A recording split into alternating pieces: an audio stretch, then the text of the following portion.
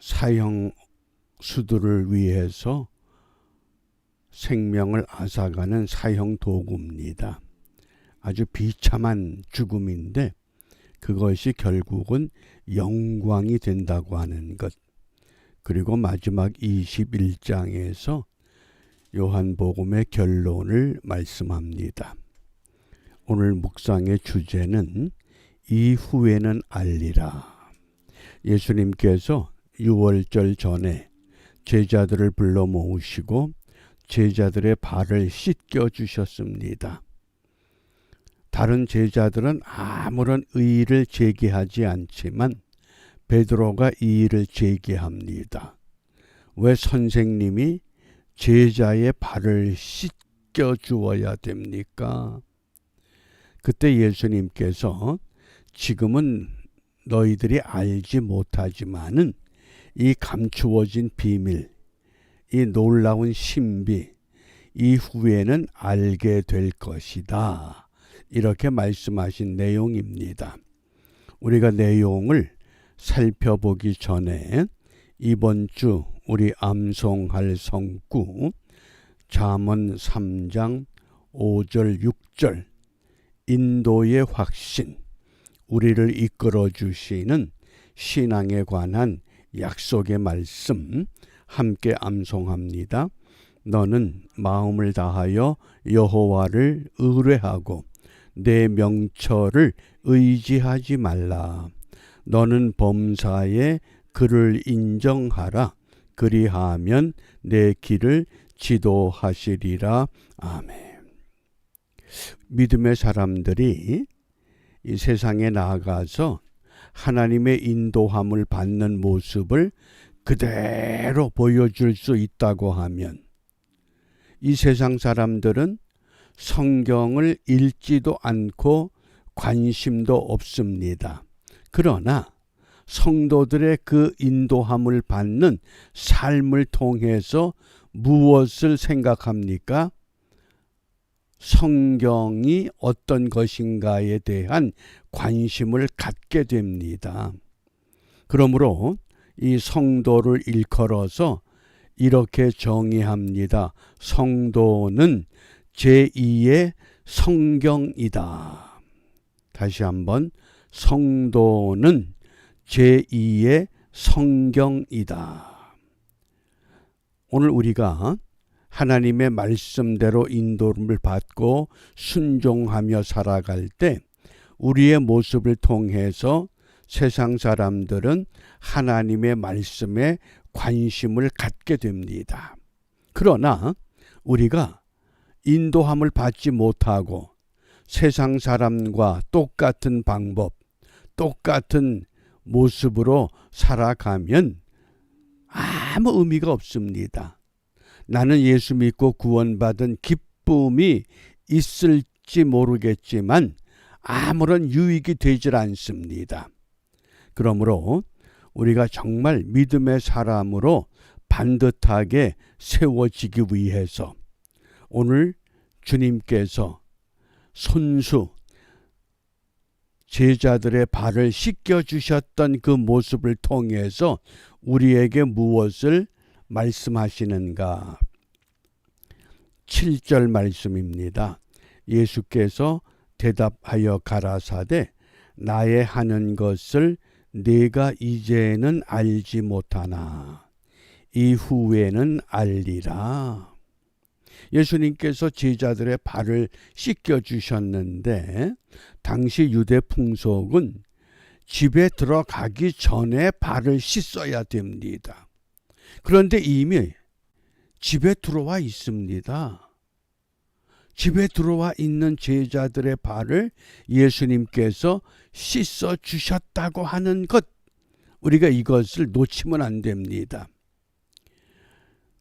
기원후 694년 톨레도 회의에서 이 발을 씻는 예식, 이것을 교회 예식으로 세례와 더불어서 발도 씻겨주는 예식으로 결정을 했었습니다.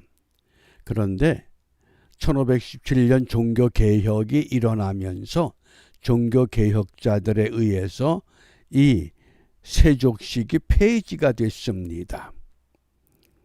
그러면 오늘 우리가 이제까지 이 예수님께서 제자들의 발을 씻어주셨다.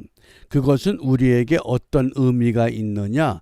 크게 두 가지로 우리가 전통적인 이해와 해석에 익숙해져 있습니다. 본문 4절과 5절입니다. 저녁 잡수시던 자리에서 일어나. 집에 들어오기 전에 발을 씻어야 되는데 이미 집에 들어와서 저녁을 먹던 그 자리에서 일어나 겉옷을 벗고 수건을 가져다가 허리에 두르고 이에 대야에 물을 담아 제자들의 발을 씻기시고 그 두르신 수건으로 씻기기를 시작하여. 우리가 이제까지 많은 설교자들의 가르침을 통해서 예수님의 두 가지 모습을 이 본문에서 배웠고 또 그렇게 알고 있습니다. 첫 번째는 섬김의 예수님. 스승이 제자들의 발을 씻겨주었다. 우리가 발을 씻겨주는 것은 낮은 사람이 높은 사람의 발을 씻겨주는 겁니다. 그런데 랍비가, 주가, 스승이 제자의 발을 씻어주었다고 하는 것, 이것은 섬김의 모습이라고 하는 것을 기억합니다. 그 다음에 두 번째, 예수님의 이 모습을 통해서 우리가 무엇을 배웠느냐? 예수님의 겸손을 배웠습니다. 그런데 이 요한복음 13장부터 20장은 핵심 내용이 무엇이라 그랬습니까? 십자가를 통한 영광, 죽으심을 통한 영광. 우리가 그 큰 맥락 속에서 이 본문 말씀을 다시 한번 깊이 묵상해 볼 필요가 있습니다. 단지 섬김과 겸손만 우리에게 보여주시기 위해서 제자들의 발을 씻어 주셨을까? 어떻습니까? 저는 이번에 이 말씀을 다시 묵상하면서 이 말씀을 생각하던 중에 두 가지 이 용어에 관심을 갖게 됐습니다. 첫 번째가 4절입니다.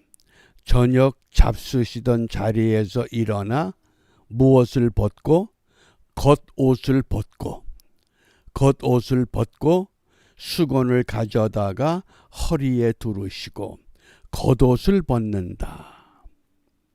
이게 상징적으로 무엇을 의미합니까? 우리 육신의 장막, 이 장막 같은 이 몸, 죽음은 뭡니까? 이 겉옷을 벗는 게 죽음입니다. 그러니까 예수님께서 저녁 잡수시던 자리에서 일어나 겉옷을 벗었다고 하는 것은 어떤 상징적인 의미가 있느냐? 내가 이제 머지않아 십자가에 못 박혀 죽게 될 것이다. 어떻습니까? 그런 상징적인 의미를 갖고 있다고 하는 것을 생각하게 됩니다. 그리고 제자들의 발을 다 씻겼습니다. 12절 처음 내용에 보면 저희 발을 씻기신 후에 이때는 뭡니까? 옷을 입으시고 뭡니까? 십자가의 죽으심과 다시 부활하시는 겉옷을 벗고 예수님께서 십자가에 못 박히실 때에 어떻게 했습니까? 로마 군병들이 다 옷을 벗겼습니다. 예수님이 부활하셨을 때에 어떤 모습으로 무덤에 등장하셨습니까? 휘황찬란한, 정말 눈보다 더 흰 세마포 같은 옷을 입고 등장하십니다. 아, 이게 부활이구나. 겉옷을 벗고 다시 옷을 입으시고, 저는 이 말씀을 어디에서 확인하느냐? 고린도후서 5장 1절입니다. 만일 땅에 있는 우리의 장막집이 무너지면, 이 장막집, 스케노스라는 단어를 사용했는데, 그 스케노스가 집이라고 하는 뜻이지만은 속뜻은 사람의 영혼이 거처하는 곳, 이런 깊은 뜻이 있습니다. 그러니까 겉옷을 벗는다, 장막집을 벗어버린다, 뭡니까? 십자가의 죽으심이지만은, 만일 땅에 있는 우리의 장막집이 무너지면 하나님께서 지으신 집, 곧 손으로 지은 것이 아니요 하늘에 있는 영원한 집이 우리에게 있는 줄 아나니, 그 집은 어떻게 들어가야 됩니까? 세마포를 입어야만 됩니다. 요한계시록에 보면 세마포라고 하는 단어가 4번인가 5번에 소개가 됩니다. 그 세마포라고 하는 것이 어떤 의미가 있느냐? 물론 요한계시록 19장 8절에서는 성도들의 거룩한 행실, 이렇게도 해석했지만은 이 맑고 투명한 옷이다. 아, 이 세상 어디에서도 볼 수 없는 옷이다. 그 옷이 뭡니까? 우리가 부활의 몸이 되었을 때 그런 몸으로, 그러니까 예수님께서 유월절 전 제자들의 발을 씻기실 때에 겉옷은 벗어놓으시고 다시 발을 씻기신 후에 그때는 겉옷이 아니라 옷을 입으시고, 그러므로 우리가 이 아침에 무엇을 기도해야 되겠는가? 저는 이 말씀을 준비하면서 오늘 기도 제목을 고린도후서 3장 13절에서 찾았습니다. 우리는 그의 약속대로 의에 거하는 바 새 하늘과 새 땅을 바라보도다. 비록 지금 우리 현실이 때로는 실망스럽고, 때로는 역겹고, 때로는 참 어떻게 사람들이 이렇게 악독할까? 어떻게 이럴 수 있을까? 탄식의 소리가 하늘을 치솟는 그런 환경에서도 우리에게 새 하늘과 새 땅을 바라보게 하시는구나.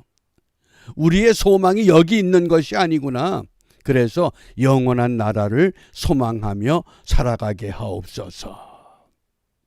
우리의 소망은, 우리의 시민권은 하늘에 있다는 바울의 고백처럼. 왜 그렇습니까? 베드로전서 1장 24절 25절에 보면 모든 육체는 풀과 같고 그 모든 영광은 풀의 꽃과 같으니 풀은 마르고 꽃은 떨어지되 우리 육체는 마를 수밖에 없고 아름다움은 추하게 떨어질 수밖에 없지만은, 그러나 오직 주의 말씀은 세세토록 있도다. 변함이 없는 그 말씀, 오늘도 그 말씀 부여잡고 새하늘과 새 땅을 바라보는 일에 성공하는 우리 모두가 되시기를 주님의 이름으로 축복합니다. 기도하겠습니다.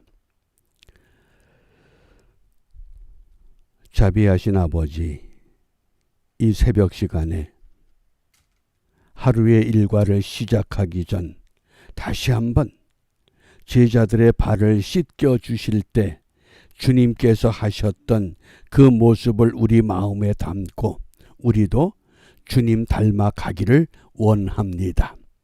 세상 것에 소망이나 가치를 둔 것이 아니라 새하늘과 새 땅에 소망을 갖게 하심을 감사하며 이 은혜가 저물지 않고 시들지 않고 꽃을 피워 열매를 맺도록 주님만 바라보며 살아가는 우리 모두가 되도록 인도하여 주시옵소서. 예수님 이름으로 기도합니다. 아멘.